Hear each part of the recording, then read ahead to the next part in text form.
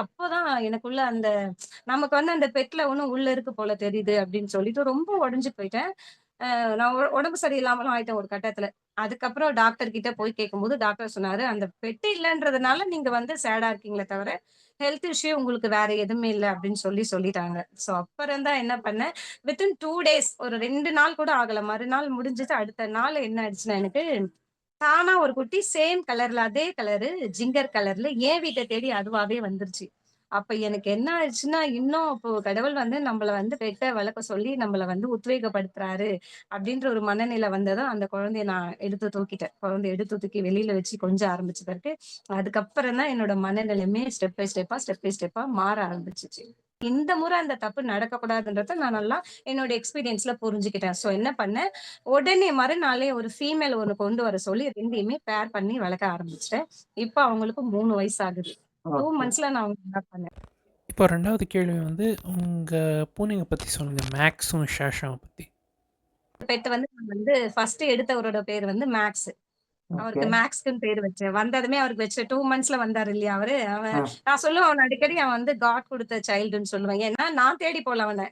இப் அவனா என்ன தேடி வந்தான். அதுவும் ஒரு கேட்ட தொலைச்ச டைம்ல என்னோட கவலையெல்லாம் போக்க வந்த குழந்தை. அவனோட கடவுளோட புள்ளன்னு தான் இன்னைக்கும் நான் அவன சொல்லுவேன். அவன் மேல எனக்கு ரொம்ப கேரிங் ரொம்ப அதிகம் பாசம். ரொம்ப பிடிக்கும் அவன எனக்கு. அவனோட பேர் வந்து மேக்ஸ்.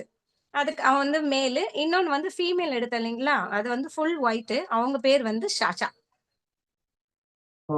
இவங்க 2 பேருக்குமே வந்து நான் 7 மந்த்ல வந்து 2 பேருக்குமே நியூட்ரம் பண்ணியாச்சு, ஸ்ப்ரே பண்ணியாச்சு. 2 பேருக்குமே பண்ணிட்டேன். இப்போ வந்து மேக்ஸும், ஷாஷாவும் கொஞ்சம் ஃபேமஸ் ஆயிட்டாங்க Instagramல. அந்த Instagram பேஜ் பத்தி கொஞ்சம் சொல்ல முடியுங்களா? டைம் வந்து இல்ல இன்ஸ்டா பேஜ்ல நான் அவ்வளவா போல வெளில. இன்ஸ்டான்றது சும்மா ஜஸ்ட் எனக்காக ஓப்பன் பண்ணி வச்சிருந்தேன். ஒரு பெர்சனல் ஐடி இருக்கு. அப்படி இருக்கிற பட்சத்துல சரி இன்னொரு சேனல் ஒண்ணு ஓப்பன் பண்ணி வச்சிருந்தேன். அதுல இவங்களோட வீடியோ 2, 3 வீடியோ வந்து நான் போட்டிருந்தேன்.